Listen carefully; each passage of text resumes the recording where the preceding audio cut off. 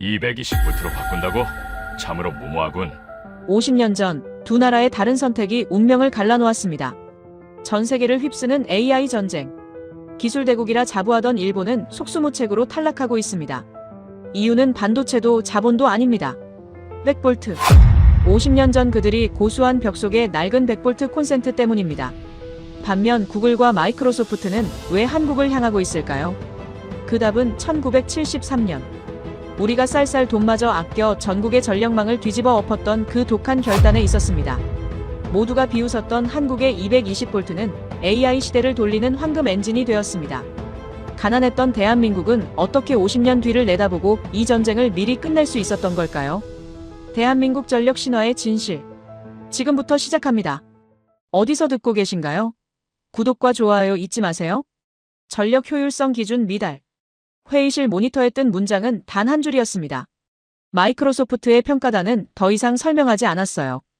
필요 없다는 듯 연결을 끊어버렸죠. 스피커에서 흘러나온 신호음만이 회의실을 채웠고 저는 그 소리를 들으며 손끝이 차가워지는 걸 느꼈습니다. 세 번째였어요. 세 번째 탈락이었습니다. 안녕하세요. 저는 사토 켄지입니다. 글로벌 AI 데이터 센터 입지 평가 책임자로 15년간 일해왔어요.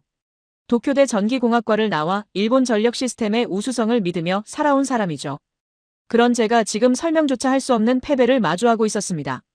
일본 도쿄 외곽 부지를 제안했었어요. 냉각 시스템, 지진 대응 설계, 전력 공급 안정성 모두 완벽했습니다. 아마존이 먼저였죠. 그 다음이 구글, 그리고 지금 마이크로소프트까지. 세 번 모두 같은 이유로 떨어졌어요. 전력 효율, 확장성, 장기 비용. 저는 이해할 수 없었습니다. 회의실을 나서며 복도를 걸을 때 발소리만 울렸습니다.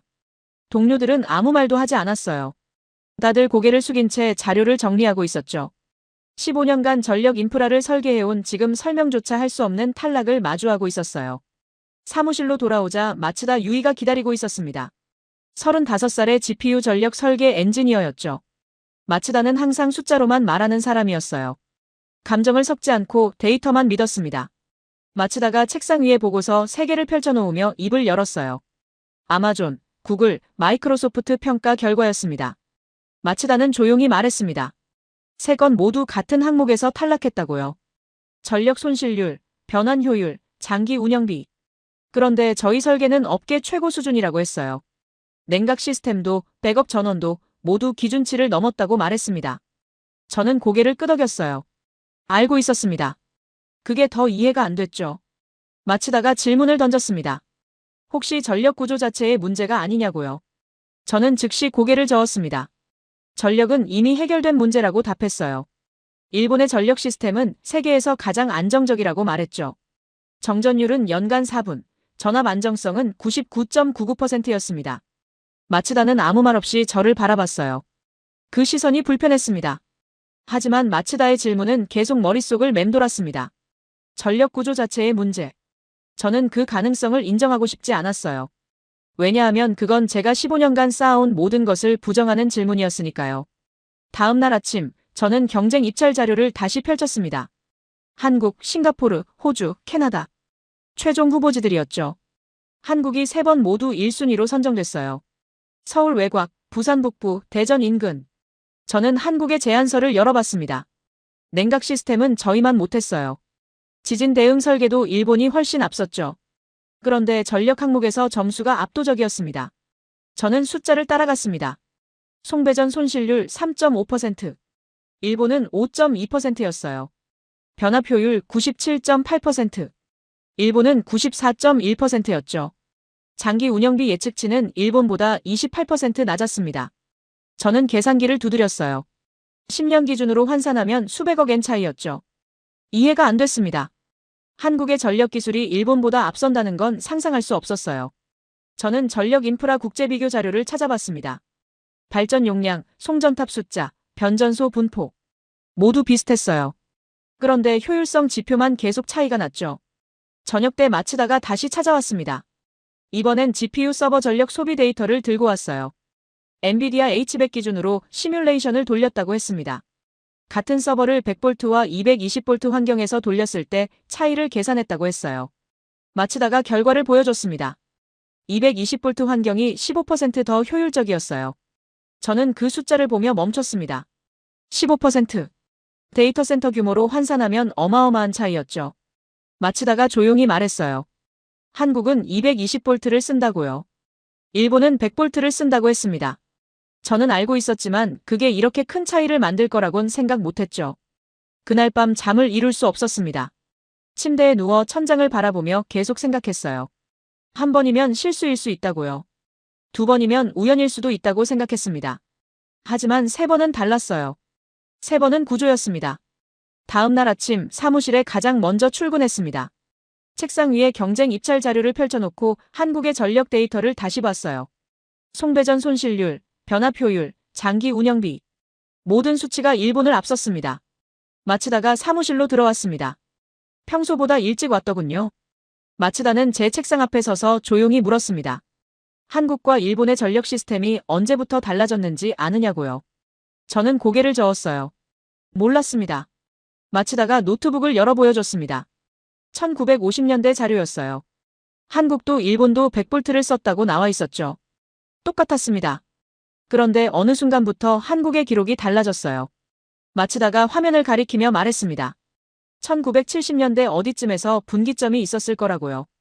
저는 그 화면을 보며 숨을 깊이 들이쉬었습니다.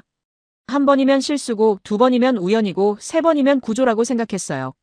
그런데 지금 마주한 건 구조보다 더 깊은 무언가였습니다. 역사였어요. 왜 한국은 바꿨을까요? 왜 일본은 바꾸지 않았을까요? 그 선택이 50년이 지난 지금 AI 데이터 센터 경쟁의 승패를 가르고 있었습니다. 저는 마츠다를 바라봤습니다. 마츠다도 저를 바라봤어요. 우리는 둘 다 알고 있었죠. 이제 그 이유를 찾아야 한다는 걸요. 회의실 모니터 앞에서 느꼈던 무력감이 이제는 다른 감정으로 바뀌고 있었습니다. 호기심이었어요. 아니, 두려움에 가까웠죠. 15년간 믿어온 모든 것이 흔들리기 시작했습니다. 자료실 책상 위에 펼쳐진 문서는 1973년 한국전력공사 내부 보고서였습니다. 저는 그 첫 페이지를 보는 순간 손을 멈췄어요. 전국 전압 220V 전원 계획. 예상 기간 30년 이상. 총 소요 예산, 당시 정부 예산의 1.2배. 숨이 막혔습니다. 이건 계획이 아니었어요. 도박이었죠. 마츠다가 옆에 앉아 다른 자료를 넘기고 있었습니다. 일본 통상산업성 1974년 검토 보고서였어요. 220V 전원 타당성 조사. 결론은 명확했죠. 비용 대비 효과 불충분, 보류. 저는 두 나라의 보고서를 나란히 놓고 비교했습니다. 같은 시기, 같은 고민, 정반대의 선택. 한국의 1인당 GDP를 찾아봤습니다. 1973년 기준 250달러. 저는 그 숫자를 보며 계산기를 두드렸어요. 당시 일본은 3,000달러가 넘었습니다. 12배 차이였죠.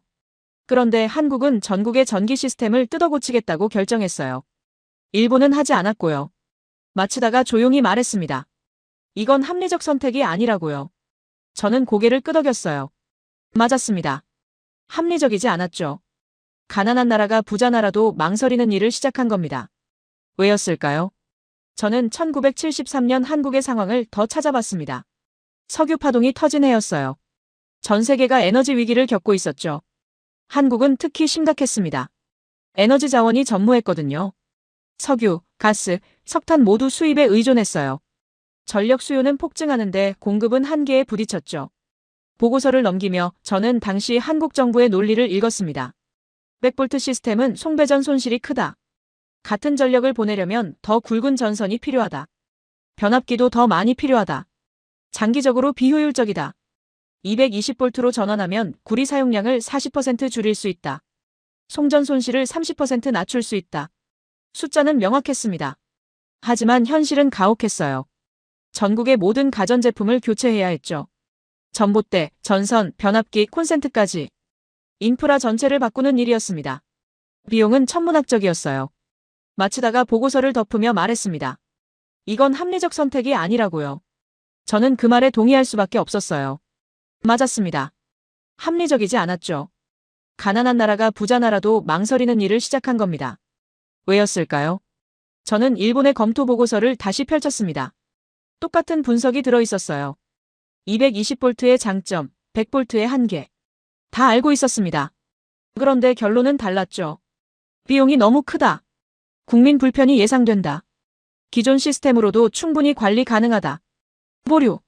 마치다가 미국 자료도 찾아왔습니다. 1970년대 미국도 같은 고민을 했다더군요. 120V에서 240V로의 전환. 검토는 했지만 실행하지 않았어요. 이유는 일본과 같았습니다. 비용, 불편, 기존 시스템의 안정성. 세 나라의 보고서를 나란히 펼쳐놓고 비교했습니다. 한국, 일본, 미국. 같은 문제를 마주했어요. 같은 해답을 알고 있었죠. 그런데 한국만 실행했습니다. 한국전력 내부 회의록을 읽어내려갔습니다. 1973년 5월 회의. 반대 의견이 쏟아졌어요. 예산 부족, 기술력 부족, 국민 저항 예상. 한 임원은 이렇게 말했다고 기록돼 있었습니다. 지금 당장 먹고 살기도 힘든데 30년 뒤를 위해 투자하자는 건가요? 그 질문은 정당했습니다. 1973년 한국은 개발도상국이었어요. 1인당 GDP 250달러는 아프리카 일부 국가보다 낮았죠. 도시 빈민이 넘쳤고 농촌은 여전히 가난했습니다. 전기가 들어오지 않는 마을도 많았어요. 하지만 회의록 마지막 페이지에 적힌 결론은 명확했습니다. 추진. 저는 그 한 단어를 보며 숨을 멈췄어요. 추진.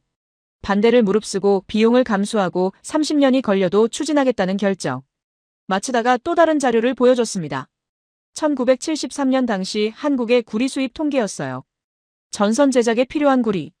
한국은 100% 수입했습니다. 220V로 전환하면 구리 사용량이 줄어들어요. 장기적으로는 수입 비용을 절감할 수 있었죠. 하지만 전환 과정에서 오히려 더 많은 구리가 필요했습니다. 저는 계산해봤습니다. 30년간 필요한 구리 물량, 당시 국제 시세, 환율. 어마어마한 외화가 필요했어요. 한국은 어떻게 조달했을까요? 자료를 뒤졌더니 답이 나왔습니다. 차관이었어요. 해외 차입. 빚을 내서 전기줄을 바꾼 겁니다. 저는 그 사실을 확인하고 의자에 기댔어요. 미친 짓이었죠. 합리적인 사람이라면 절대 하지 않을 선택이었습니다. 그런데 일본은 왜 안 했을까요? 저는 일본 통상산업성 보고서를 다시 읽었습니다. 기존 시스템으로도 충분히 관리 가능하다. 그 문장이 반복됐어요. 일본의 100V 시스템은 안정적이었습니다. 정전율은 세계 최저 수준이었죠. 전압 변동도 거의 없었어요. 일본은 이미 작동하는 시스템을 가지고 있었습니다. 바꿀 이유가 없었어요. 비용을 들여 위험을 감수할 필요가 없었죠. 합리적인 판단이었습니다. 미국도 마찬가지였어요. 120V 시스템은 수십 년간 검증됐습니다. 전국에 깔린 인프라, 수억 개의 가전제품. 이걸 바꾸는 건 상상조차 할 수 없는 규모였죠. 한국만 달랐습니다. 한국은 바꿔야 했어요. 아니, 선택해야 했습니다. 어차피 새로 깔아야 하는 시스템이었으니까요. 전기가 안 들어오는 지역이 많았고 송전망은 부족했어요. 그렇다면 어떻게 깔 것인가? 100V로 갈 것인가? 220V로 갈 것인가? 보고서 한 페이지에 저를 멈추게 한 문장이 있었습니다. 지금 100V로 깔면 50년 후에 후회할 것이다. 220V로 깔면 50년 후에 감사할 것이다. 저는 그 문장을 소리내어 읽었어요. 마치다가 저를 바라봤습니다. 우리는 둘 다 알고 있었어요. 50년이 지났다는 걸요. 그리고 지금 한국은 AI 데이터 센터 경쟁에서 이기고 있다는 걸요. 일본은 후회하고 있었죠. 마치다가 노트북을 덮으며 한마디 했습니다. 1973년은 이미 게임이 끝난 해였다고요.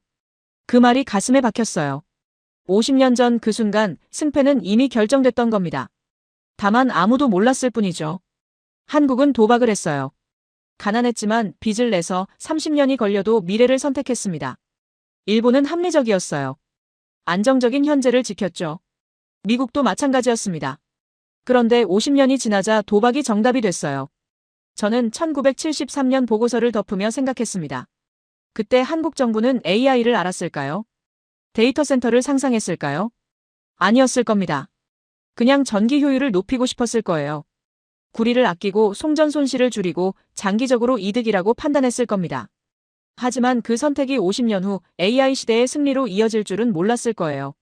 마치다가 노트북을 닫으며 말했습니다. 이제 다음 질문을 해야 한다고요. 30년이 걸렸다는데 그 30년 동안 무슨 일이 있었냐고요. 저는 침묵했습니다. 맞아요. 결정은 1973년에 났지만 실행은 그 후 30년이었죠. 그 30년 동안 누가 어떻게 이걸 해냈을까요? 저는 다음 자료를 펼쳤습니다. 손이 떨렸어요. 숫자 뒤에 사람이 있었습니다. 1975년 6월 23일 서울 성동구 일대 정전. 오후 2시 47분부터 6시 13분까지 총 3시간 26분. 한전사고 보고서를 펼치는 순간 저는 숨을 멈췄습니다. 220V 전환 작업 중 변압기 과부하. 책임자 김영수. 현장 투입 인원 37명. 복구 완료 후 추가 점검 시간 8시간. 보고서는 건조했어요. 하지만 그 뒤에 있던 사람들의 얼굴이 보이기 시작했습니다. 마치다가 다른 파일을 열었습니다. 1973년부터 2005년까지 한국전력 인력 통계. 총 75만 명이 이 프로젝트에 투입됐다고 나와 있었어요. 75만 명. 저는 그 숫자를 보며 계산기를 두드렸습니다. 32년을 75만으로 나누면 연평균 2만 3천 명. 매일 현장에 나간 사람들이었죠. 사고 보고서를 넘겼습니다. 1976년 대전, 1978년 부산, 1980년 광주. 정전 기록이 끝없이 이어졌어요. 전환 작업 중 발생한 사고였습니다. 변압기 교체, 전선 재배치, 전봇대 증설. 모든 과정에서 정전이 발생했죠. 주민들은 촛불을 켰고 상점은 문을 닫았으며 공장은 멈췄습니다. 한 보고서에 주민 민원 기록이 첨부돼 있었어요. 1977년 인천의 한 동네. 전환 작업으로 일주일에 3번 정전. 주민들이 한전사무소로 몰려왔다고 적혀 있었습니다. 언제까지 이러냐고, 왜 우리 동네만 계속 정전이냐고, 보상은 해주냐고 따졌다고 했어요. 담당 직원은 사과하며 설명했다고 기록돼 있었죠. 앞으로 30년간 나라 전체를 바꾸는 일이라고요. 30년. 주민들은 이해할 수 없었을 겁니다. 지금 당장 불편한데 30년 후를 이야기하면 누가 납득하겠어요. 저라도 화냈을 겁니다. 마치다가 사진 파일을 보여줬습니다. 1980년대 현장 기록 사진이었어요. 전봇대 위에 올라간 작업자들. 안전모를 쓰고 안전띠를 맨 모습이었죠. 한여름이었는지 땀으로 흠뻑 젖어 있었습니다. 저는 사진을 확대해서 봤어요. 작업자의 얼굴이 보였습니다. 30대쯤 돼 보이는 남자였어요.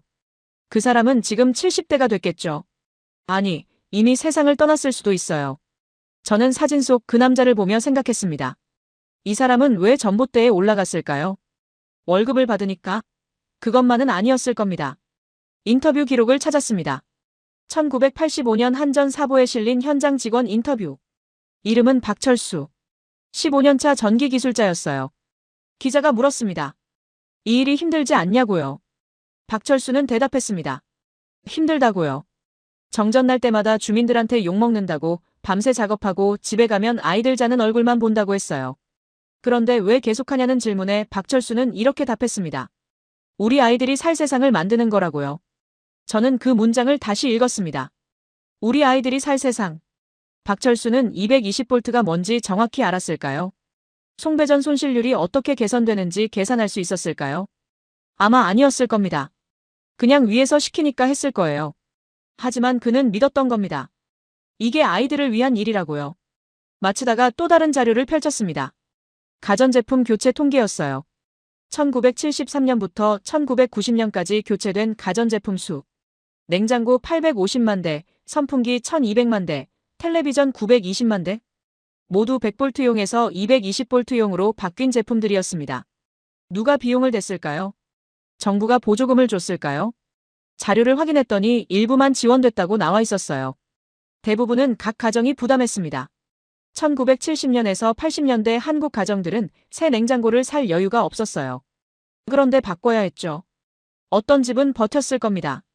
100V 냉장고를 220V로 전환된 동네에서도 변압기 달아서 계속 쓰려고 했을 거예요. 하지만 결국 고장나면 바꿔야 했습니다. 그때마다 집집마다 한숨이 나왔겠죠. 1982년 소비자 불만 접수 기록이 있었습니다. 한 주부가 한전에 전화했어요. 멀쩡히 쓰던 냉장고가 220V 전원 후 고장났다고 보상해달라고 요구했다고 합니다. 상담원은 사과했지만 보상은 어렵다고 답했어요. 정책사항이라고 장기적으로는 전기료가 절감될 거라고 설명했죠. 그 주부는 이해했을까요? 전기료 절감이 30년 뒤에나 체감된다는 걸 알았다면 화가 났을 겁니다. 저라도 그랬을 거예요. 촛불 판매 통계를 발견했습니다. 1973년부터 1985년까지 촛불 판매량이 전년 대비 평균 15%씩 증가했어요. 정전이 잦았으니까요. 저는 그 통계를 보며 상상했습니다. 저녁 식사 준비하다 갑자기 불이 나가는 순간, 냉장고 불빛이 꺼지고 선풍기가 멈추는 순간, 촛불을 켜고 기다리는 시간. 아이들은 무서워했을 겁니다. 어른들은 짜증이 났겠죠. 언제까지 이러냐고, 왜 자꾸 정전이냐고 물었을 거예요. 누구도 답을 주지 못했을 겁니다. 마치다가 사망사고 기록을 보여줬습니다. 저는 펼치기가 두려웠어요. 하지만 봐야 했죠. 1973년부터 2005년까지 전환 작업 중 사망자 수. 총 47명. 전봇대에서 떨어진 사람, 감전된 사람, 장비사고로 목숨을 잃은 사람들. 한 명 한 명의 이름이 기록돼 있었습니다. 이들은 220V가 AI 시대에 승리할 거라고 알았을까요? 몰랐을 겁니다. 그냥 일을 했을 뿐이에요. 2000년대 초반 기록이 나왔습니다. 전환율 95% 달성. 거의 끝나가고 있었어요. 하지만 마지막 5%가 가장 어려웠다고 적혀 있었습니다. 산간 지역, 외딴 섬, 소규모 마을. 경제성이 없는 곳이었죠. 그런데 한국은 포기하지 않았어요. 한 기록에 제주도 외딴 마을 이야기가 나왔습니다. 인구 80명. 전봇대 20개. 경제성 분석 결과 적자. 하지만 작업은 진행됐어요. 기술자 5명이 배를 타고 들어가 일주일간 작업했다고 합니다. 마을 주민들이 밥을 해줬다고 적혀 있었어요. 왜 했을까요? 돈이 안 되는데 왜 했을까요? 보고서는 답하지 않았어요. 하지만 저는 알 것 같았습니다. 100%를 채우고 싶었던 거예요. 한 사람도 빠짐없이요. 2005년 12월. 전국 220V 전환 완료. 32년 만이었습니다. 완료 기념식 사진이 있었어요. 한전 직원들이 모여 있었습니다. 웃고 있었죠. 저는 그 사진을 보며 눈물이 날 뻔했어요. 32년. 한 사람이 대학 들어가서 정년 퇴직할 때까지의 시간이었습니다. 1973년에 20대였던 기술자는 2005년에 50대가 됐을 거예요. 그 사람의 인생 전체가 이 프로젝트였던 겁니다. 마치다가 조용히 앉아 있었습니다. 저도 말이 없었어요. 자료를 덮으며 생각했습니다. 이건 정책이 아니었다고요. 숫자가 아니었다고요. 한 세대가 다음 세대를 위해 견딘 시간이었습니다. 75만 명의 한전 직원, 수천만 가정의 주부들, 정전 속에서 촛불을 켠 아이들, 전봇대 위에서 땀 흘린 기술자들, 목숨을 잃은 47명. 이들은 AI를 몰랐어요. 데이터 센터를 상상하지 못했죠. 그냥 내일이 오늘보다 나아지길 바랐을 뿐입니다. 저는 자료실 책상에 앉아 일본을 생각했습니다. 일본도 사람이 있었어요. 기술자들이 있었고 가정이 있었죠. 하지만 일본은 그들에게 32년을 요구하지 않았습니다. 불편을 감수하라고 하지 않았어요. 합리적이었으니까요. 한국은 비합리적이었습니다. 가난한데 빚을 내고 힘든데 계속하고 욕먹어도 포기하지 않았어요. 왜였을까요? 마치다가 마지막 파일을 보여줬습니다. 2005년 완료 기념식 연설문이었어요. 당시 한전 사장이 한 말이 적혀 있었습니다. 우리는 오늘을 위해 한 게 아닙니다. 50년 후를 위해 했습니다. 저는 그 문장을 읽으며 자리에서 일어났습니다. 50년 후. 지금이었어요. 그들이 말한 50년 후가 바로 지금이었습니다. 50년이 만든 결과를 추적하기 시작했습니다. 저는 1980년대 한국 가전제품 시장 점유율 자료를 펼쳤어요. 1979년과 1985년을 비교했죠. 놀라운 변화였습니다. 일본 제품 점유율이 급락하고 있었어요. 1979년 냉장고 시장에서 도시바와 히타치가 47%를 차지했습니다. 그런데 1985년엔 12%로 떨어졌어요. 6년 만에 35%가 증발한 겁니다. 처음엔 품질 문제라고 생각했습니다. 한국 제품이 좋아졌거나 일본 제품이 나빠졌거나. 하지만 그게 아니었어요. 마치다가 찾아낸 자료에 답이 있었습니다. 변압기 판매 통계였죠. 1979년부터 1982년까지 한국에서 팔린 100볼트용 변압기 수량. 연평균 85만 대. 저는 그 숫자를 보며 이해했어요. 220볼트로 전환된 동네에서 일본 가전을 쓰려면 변압기가 필요했던 겁니다. 소비자들은 변압기를 사서 일본 냉장고를 계속 썼어요. 하지만 1983년부터 변압기 판매량이 줄기 시작했습니다. 1985년엔 절반으로 떨어졌어요. 왜일까요? 일본 제품을 포기했기 때문이었죠. 소비자 설문조사 자료가 있었습니다.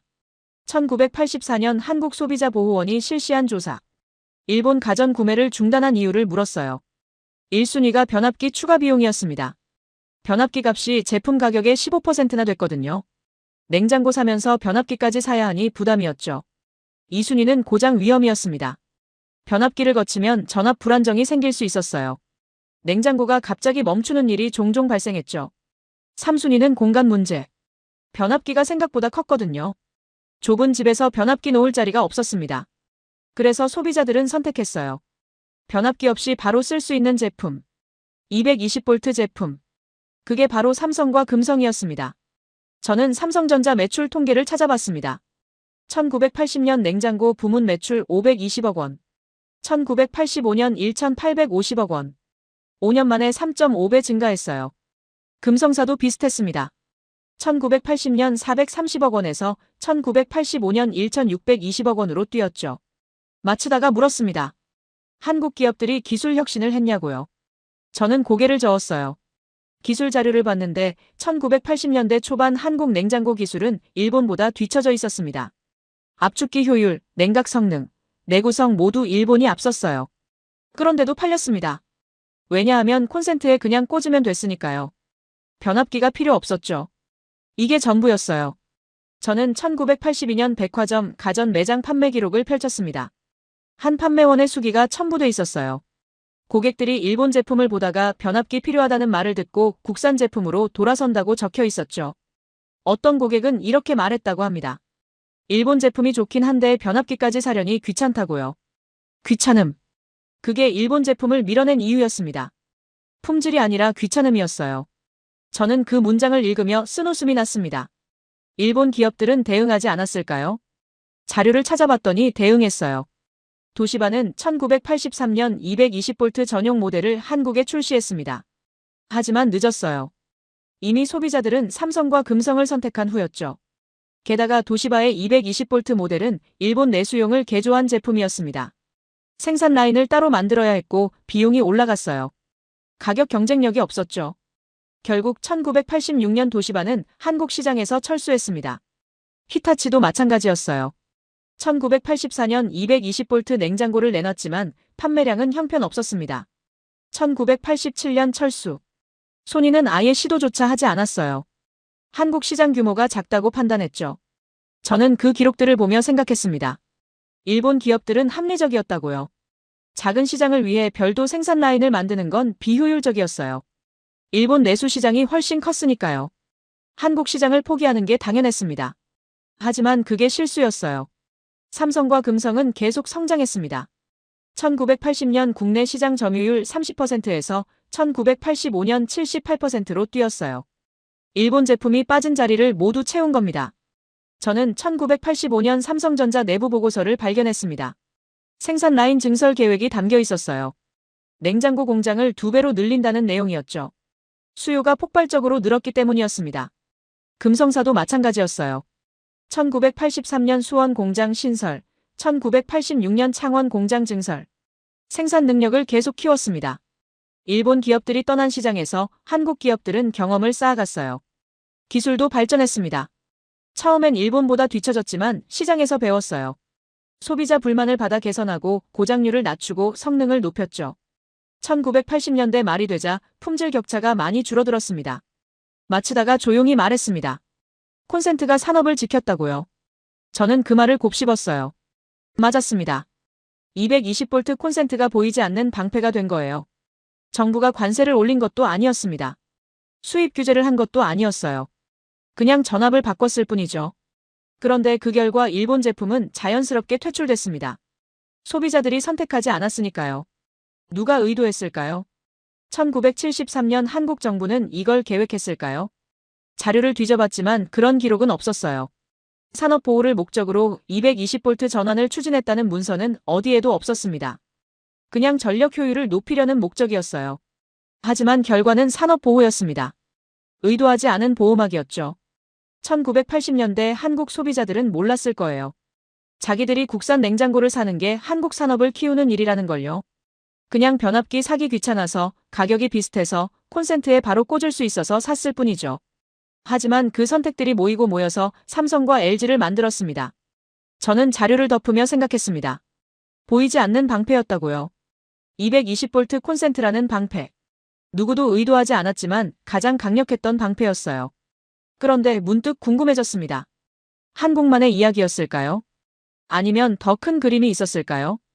저는 마츠다에게 말했습니다. 세계 지도를 펼쳐보자고요. 마츠다가 세계 지도를 모니터에 띄웠습니다. 파란색과 빨간색으로 칠해진 지도였어요.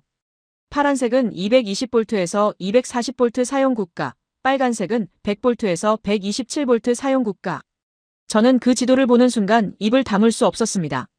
파란색이 압도적이었거든요. 유럽 전체가 파란색이었어요. 아프리카, 중동, 동남아시아, 남미, 호주. 모두 파란색이었죠. 빨간색은 몇 개 안 됐습니다. 미국, 캐나다, 일본, 대만. 그게 전부였어요. 화면에 숫자가 떴습니다. 전 세계 195개국 중 156개국이 220V에서 240V를 쓴다고 나와 있었어요. 80%였죠. 한국은 세계 다수에 속해 있었습니다. 일본은 소수였고요. 언제부터였을까요? 세계가 220V를 표준으로 정한 건 언제부터였을까요? 자료를 찾아봤습니다. 국제전기표준회의 IEC 보고서가 나왔어요.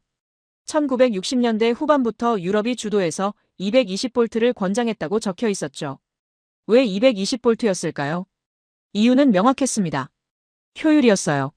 송전 손실이 적고 전선이 덜 필요하고 장기적으로 경제적이었죠. 유럽 각국은 1970년대부터 순차적으로 220V로 전환했습니다. 한국도 그 흐름을 따른 겁니다. 1973년 결정은 고립된 선택이 아니었어요. 세계 표준을 따라간 거였죠. 하지만 일본은 달랐습니다. 일본은 100V를 고수했어요. 저는 1970년대 일본 통상산업성 보고서를 다시 펼쳤습니다. 전환 비용이 너무 크다는 결론이었죠. 하지만 그 뒤에 다른 이유도 있었어요. 일본 내수 시장이 충분히 컸다는 겁니다. 1억 2천만 인구. 세계 2위 경제대국. 일본은 내수만으로도 성장할 수 있었어요. 그래서 바꿀 필요가 없었죠. 세계 표준을 따를 이유가 없었습니다. 1990년대 삼성전자 해외 진출 자료가 펼쳐졌습니다. 1988년 태국 공장 설립. 현지 생산을 시작했다고 나와 있었어요. 생산 제품 목록을 확인했습니다. 냉장고, 세탁기, 에어컨. 모두 220V였죠. 왜 따로 생산 라인을 만들 필요가 없었을까요? 한국 공장에서 만드는 제품과 똑같았으니까요. 전압이 같았어요. 태국도 220V를 썼습니다. 그냥 한국에서 만든 설계도를 가져다 쓰면 됐죠. 1992년 영국 진출 기록이 나왔습니다. 영국도 230V였어요. 1995년 브라질 220V. 1997년 이집트 220V. 삼성은 어디를 가든 같은 제품을 팔 수 있었습니다. 삼성전자 1990년대 말 내부 보고서를 발견했어요. 생산 효율성 분석 자료였죠. 단일 생산 라인으로 80개국에 수출 가능하다고 적혀 있었습니다. 비용 절감 효과가 명시돼 있었어요. 연간 2천억 원 이상. 반면 일본 기업 자료는 달랐습니다. 도시바 1995년 생산 라인 현황. 일본 내수용과 수출용이 완전히 분리돼 있었어요. 설계부터 달랐죠. 부품도 달랐고요. 왜 그래야 했을까요? 일본 공장에서 만드는 냉장고는 100V용이었어요. 그걸 유럽에 팔 수 없었죠. 유럽은 220V니까요. 그래서 수출용을 따로 만들어야 했습니다. 이중 생산 라인 운영 비용을 계산해봤습니다. 설계 비용, 부품 재고 비용, 품질 관리 비용. 모두 더하면 단일 라인보다 40% 이상 비용이 올라갔어요. 40%. 엄청난 차이였습니다. 같은 냉장고를 만드는데 일본은 삼성보다 40% 더 비용을 쓰는 겁니다. 소니 자료도 확인했습니다. 2000년대 초반 텔레비전 생산 라인. 일본 내수용, 북미 수출용, 유럽 수출용. 세 개로 나뉘어 있었어요. 북미는 120V, 유럽은 220V, 일본은 100V. 복잡했죠. 삼성은 어땠을까요? 2000년대 삼성 텔레비전 생산 라인 자료. 하나였어요. 220V 단일 모델. 유럽, 아시아, 아프리카, 남미에 그대로 팔았습니다. 북미만 120V 모델을 따로 만들었죠. 한마디가 나왔습니다. 한국은 50년 전 이미 세계 시장 한가운데에 들어가 있었다는 말. 정확한 표현이었습니다. 1973년 한국이 220V를 선택한 순간 한국은 세계 80%와 같은 표준을 쓰게 됐어요. 의도했든 안 했든 결과는 그랬습니다. 한국 기업들은 국내에서 만든 제품을 세계 대부분 지역에 팔 수 있었죠. 일본은 달랐습니다. 일본은 세계 20% 소수에 속했어요. 일본 기업들은 국내 제품을 세계에 팔 수 없었죠. 따로 만들어야 했습니다. 2010년대 스마트폰 충전기 자료가 나왔습니다. 삼성 갤럭시 충전기. 전 세계 동일 모델이었어요. 100V에서 240V 호환. 어디서든 쓸 수 있었죠. 애플 아이폰도 마찬가지였습니다. 하지만 가전제품은 달랐어요. 냉장고, 세탁기, 에어컨. 이런 제품들은 전압 변환이 어려웠습니다. 고정 전압용으로 만들어야 했죠. 그래서 표준이 중요했어요. LG전자 자료를 펼쳤습니다. 2015년 세탁기 수출 현황. 89개국 수출. 그중 71개국이 동일 모델이었어요. 220V 표준 모델. 나머지 18개국만 별도 모델이었죠. 계산기를 두드렸습니다. 71대 18. 약 80대 20. 세계 전압 분포와 정확히 일치했어요. 히타치 자료와 비교했습니다. 2015년 히타치 세탁기 수출 현황. 45개국 수출. 일본 내수용 모델을 쓸 수 있는 나라는 단 하나. 일본뿐이었어요.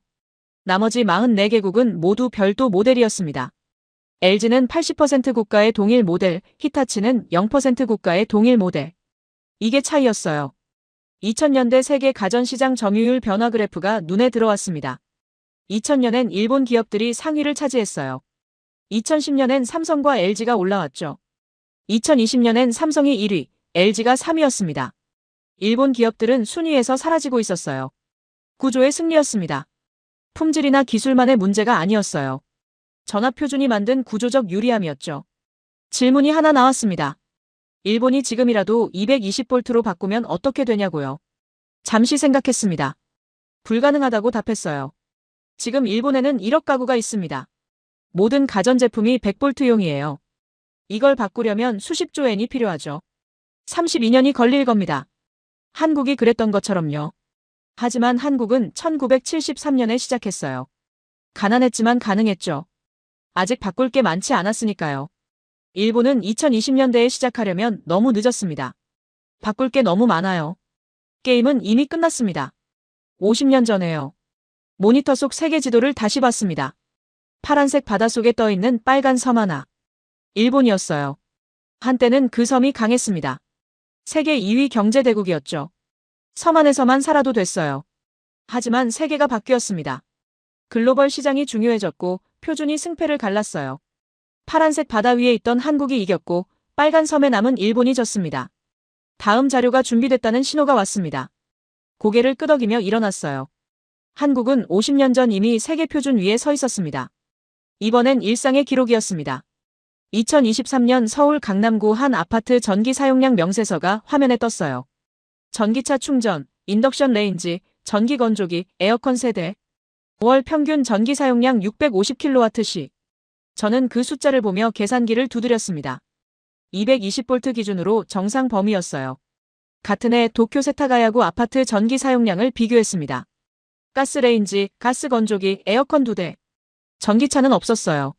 월 평균 전기 사용량 380kWh. 절반 수준이었죠. 왜 그랬을까요? 도쿄 가정이 전기를 덜 쓰는 게 아니었습니다.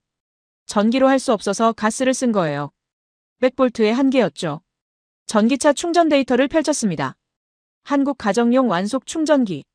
220V 16A 기준으로 시간당 3.5kW 공급. 밤새 충전하면 아침에 완충됐어요. 별도 공사 없이 콘센트만 교체하면 설치 가능했죠. 일본 가정용 충전기 자료와 비교했습니다. 100V로는 충전이 불가능했어요. 200V 전용선을 새로 깔아야 했습니다. 전기 공사 비용이 30만엔에서 50만엔. 한화로 300만원에서 500만원이었죠. 충전기 값보다 공사비가 더 비쌌어요. 그래서 일본에선 전기차 보급이 더뎠습니다. 2023년 기준 한국의 전기차 보급률은 전체 차량의 4.8%. 일본은 1.2%였어요. 4배 차이였죠. 인덕션 레인지 판매 통계가 나왔습니다. 2020년 한국 가정용 인덕션 판매량 180만 대. 신규 아파트 대부분이 인덕션을 기본 설치했어요. 220V 콘센트에 그냥 꽂으면 됐으니까요. 일본은 어땠을까요? 2020년 일본 가정용 인덕션 판매량 35만 대. 한국의 5분의 1도 안 됐어요. 100V로는 인덕션 출력이 약했습니다. 물 끓이는데 시간이 2배 이상 걸렸죠. 그래서 대부분 가스레인지를 썼어요. 어느 일본 주부의 블로그 글을 발견했습니다. 2022년 작성된 글이었어요. 한국 여행에서 민박집 인덕션을 써봤다는 내용이었죠. 강한 화력에 놀랐다고 적혀 있었습니다. 물이 1분 만에 끓었다고요. 일본에선 3분 이상 걸린다고 했어요. 댓글에 누군가 물었습니다. 일본에서도 그런 인덕션을 살 수 있냐고요.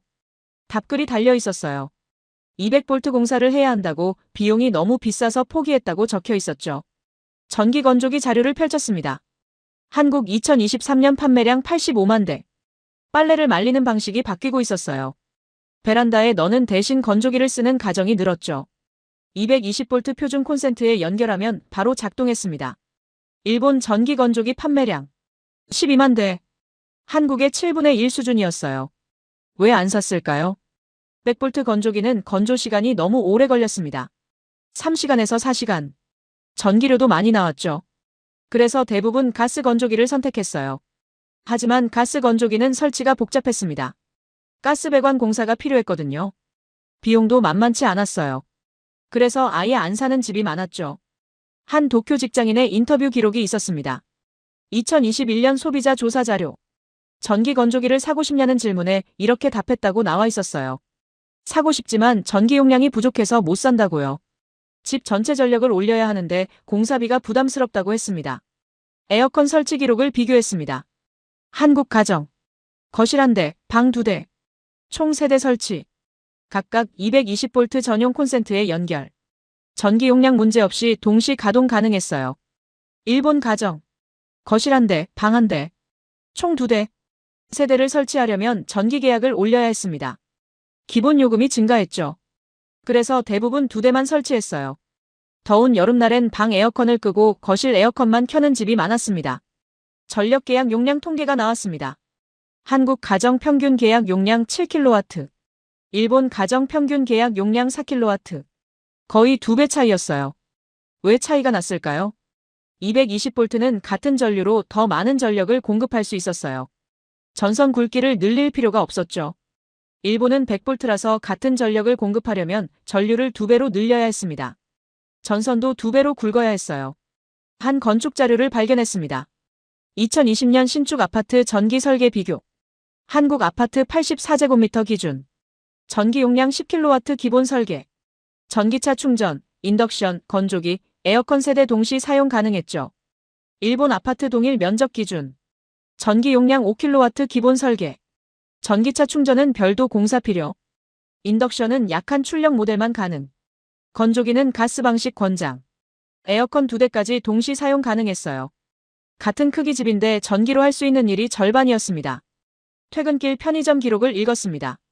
2022년 서울 편의점. 전기 오븐, 전자레인지, 커피 머신, 냉장고 5대, 냉동고 2대. 모두 동시 가동.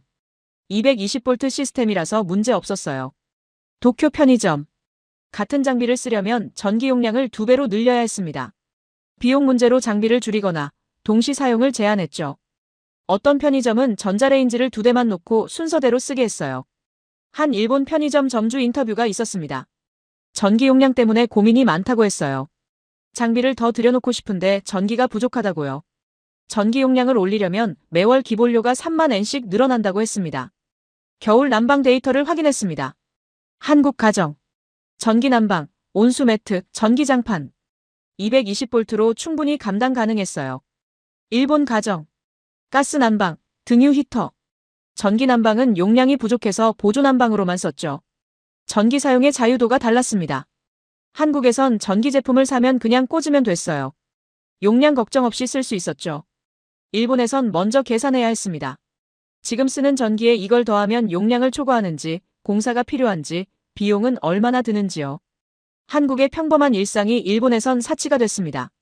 저는 화면을 보며 생각했습니다. 이게 50년의 결과라고요. 1973년 한국이 선택한 220V. 그 선택이 만든 일상의 차이. 전기차를 집에서 충전하고 인덕션으로 요리하고 건조기로 빨래를 말리는 일. 한국에선 당연한 일이었어요. 일본에선 당연하지 않았습니다. 돈을 더 내거나 공사를 하거나 포기해야 했죠. 누가 이걸 예측했을까요? 1973년에 누가 전기차를 상상했을까요? 인덕션을 알았을까요? 건조기가 보편화될 거라고 생각했을까요? 아무도 몰랐을 겁니다. 하지만 220V를 선택한 순간 한국은 그 미래를 받아들일 준비가 된 거였어요. 일본은 100V를 유지한 순간 그 미래를 거부한 거였죠. 의도는 없었지만 결과는 명확했습니다. 다음 자료 폴더를 열었습니다. 제목이 보였어요. 숫자로 본 50년. 폴더를 열자마자 첫 번째 그래프가 화면을 가득 채웠습니다. 송배전 손실률 국제 비교. 한국 3.5%, 일본 5.2%, 미국 6.1%, 세계 평균 8.3%. 한국이 압도적 1위였어요. 송배전 손실률. 발전소에서 만든 전기가 가정에 도달하기까지 얼마나 사라지는지를 보여주는 숫자였죠. 한국은 100을 보내면 96.5가 도착했습니다. 일본은 94.8만 도착했어요. 1.7% 차이. 작아 보였지만 절대 작지 않았습니다. 2022년 한국 전체 발전량 자료를 펼쳤습니다. 연간 590테라와트시. 3.5% 손실이면 20.65테라와트시가 사라진 거예요. 만약 일본처럼 5.2%였다면 30.68테라와트시가 사라졌을 겁니다. 차이는 10.03테라와트시. 10테라와트시가 얼마나 큰 숫자일까요? 제주도 연간 전력 사용량이 6.5테라와트시였어요. 제주도 1.5배 분량이었습니다. 한국은 매년 제주도 1.5개 분량의 전기를 아끼고 있었던 겁니다. 전기료로 환산했습니다. 산업용 전기 평균 단가 킬로와트시당 120원. 10테라와트시면 1조 2천억 원어치였어요. 한국은 220V 덕분에 매년 1조 2천억 원을 아끼고 있었습니다. 50년 누적 효과를 계산해봤습니다. 1973년부터 2023년까지. 초기엔 효과가 작았겠죠. 전환이 완료된 2005년 이후가 중요했어요. 2005년부터 2023년까지 18년. 연평균 1조 원이라고 보수적으로 잡아도 18조 원이었습니다. 하지만 실제론 더 컸어요. 전기 사용량은 매년 증가했거든요. 2005년보다 2023년이 2배 가까이 많았죠. 정확히 계산하면 25조 원이 넘었습니다. 투자 비용 자료를 찾았습니다. 1973년부터 2005년까지 220V 전원에 들어간 총 비용. 정확한 집계는 어려웠어요. 여러 보고서를 종합했더니 약 1조 원에서 1조 5천억 원으로 추정됐습니다. 1조 원을 투자해서 25조 원을 회수한 겁니다. 투자 대비 수익률 2500%. 역사상 가장 성공적인 장기 투자였어요. 구리 절감량을 확인했습니다. 220V는 100V보다 송전선이 얇아도 됐어요. 전류가 절반이니까요. 1973년부터 2023년까지 50년간 절감한 구리량. 추정치 150만 톤. 2023년 구리 국제 시세 톤당 900만 원. 150만 톤이면 13조 5천억 원어치였습니다. 한국은 구리를 수입하는 나라였어요. 150만 톤을 덜 수입한 거였죠. 변전소 건설 비용도 달랐습니다. 220V는 100V보다 변전소가 적게 필요했어요. 같은 전력을 공급하는데 변전 단계가 줄어들었거든요. 한국전력 자료. 1990년부터 2020년까지 건설한 변전소 수. 820개. 일본 도쿄전력 같은 기간 변전소 수. 1450개. 한국보다 1.7배 많았어요. 변전소 하나 짓는데 평균 200억 원. 630개 차이면 12조 6천억 원이었습니다. 유지보수 비용을 비교했습니다. 송전선 점검, 변전소 관리, 설비 교체. 220V 시스템이 더 단순했어요. 관리 포인트가 적었죠. 한국전력 연간 유지보수 비용 2조 3천억 원. 도쿄전력 환산 비용 4조 1천억 원. 거의 2배 차이였습니다. 정전시간 통계가 나왔습니다. 2022년 기준 한국 연간 정전시간 평균 10.5분. 일본 16.2분. 미국 328분. 한국이 압도적으로 낮았어요. 왜 그랬을까요? 220V는 전압 안정성이 높았습니다. 변동폭이 작았어요. 설비 고장률도 낮았죠. 정전이 덜 발생했습니다. 정전으로 인한 경제 손실을 계산했습니다. 산업시설이 1분 멈추면 발생하는 평균 손실액. 분당 5억 원. 한국과 일본의 정전시간 차이 5.7분. 연간으로 환산하면 국가 전체로 수조 원 규모였어요. AI 데이터 센터 유치 경쟁으로 돌아왔습니다. 처음 질문. 왜 한국이 이기는가? 데이터 센터 전력 비용 비교 자료를 펼쳤습니다. 같은 규모 데이터 센터. 한국 운영 비용 연간 120억 원. 일본 운영 비용 연간 156억 원. 30% 차이였어요. 왜 차이가 났을까요? 송배전 손실, 변전 효율, 냉각 시스템 전력 효율. 모든 부분에서 220V가 유리했습니다. 10년 운영하면 360억 원 차이. 기업 입장에선 무시할 수 없는 금액이었죠. 마이크로소프트, 아마존, 구글. 이들이 한국을 선택한 이유가 숫자로 증명됐습니다. 감정이 아니라 계산이었어요. 10년간 360억 원을 아낄 수 있다면 당연히 한국을 선택하는 게 합리적이었죠. 전기차 충전 인프라 구축 비용도 비교했습니다. 한국 완속 충전기 1기당 설치 비용 평균 300만 원. 일본 완속 충전기 1기당 설치 비용 평균 800만 원. 전환 문제로 공사가 복잡해서 비용이 올라간 거였어요. 2023년 한국 전기차 충전기 수 26만 기. 일본 11만 기. 한국이 2배 이상 많았습니다. 설치 비용이 저렴했으니까요. 신재생 에너지 연결 비용을 확인했습니다. 태양광 발전소를 전력망에 연결하는 비용. 한국 킬로와트당 18만 원. 일본 킬로와트당 29만 원. 변전 단계가 많아서 비용이 올라갔어요. 2030년까지 한국 태양광 목표 30기가와트. 일본 목표 35기가와트. 규모는 비슷했는데 투자 비용은 달랐습니다. 한국 5조 4천억 원. 일본 10조 1천억 원. 거의 2배였어요. 스마트 그리드 구축 비용도 차이가 났습니다. 전력망 전체를 디지털화하는 프로젝트. 한국은 이미 220볼트로 통일돼 있어서 표준화가 쉬웠어요. 일본은 100볼트와 200볼트가 혼재해서 복잡했죠. 한국 스마트 그리드 구축 비용 추정치 8조 원. 일본 추정치 18조 원.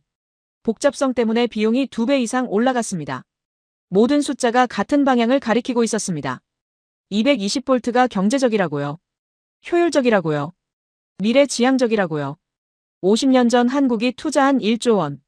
그 돈으로 산 건 단순히 전압이 아니었어요. 경제성이었고 효율성이었고 미래였습니다. 누적 효과를 종합했습니다. 송배전 손실 절감 25조 원. 구리 절감 13조 원. 변전소 절감 12조 원. 유지보수 절감 누적 15조 원. 정전 손실 절감 5조 원. 합계 70조 원. 70조 원. 1조 원을 투자해 70배를 돌려받은 겁니다. 화면을 보며 생각했습니다. 이게 50년이 만든 숫자라고요. 1973년 그 결정이 없었다면 이 숫자들은 존재하지 않았을 거예요. 한국은 지금도 100볼트를 쓰고 있었을 겁니다. AI 데이터 센터 경쟁에서 지고 있었을 거예요. 하지만 역사는 달랐습니다. 한국은 선택했고 투자했고 견뎠습니다.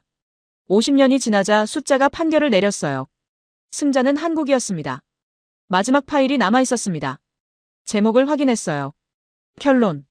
결론이라는 제목의 파일을 열었습니다. 하지만 거기엔 숫자가 없었어요.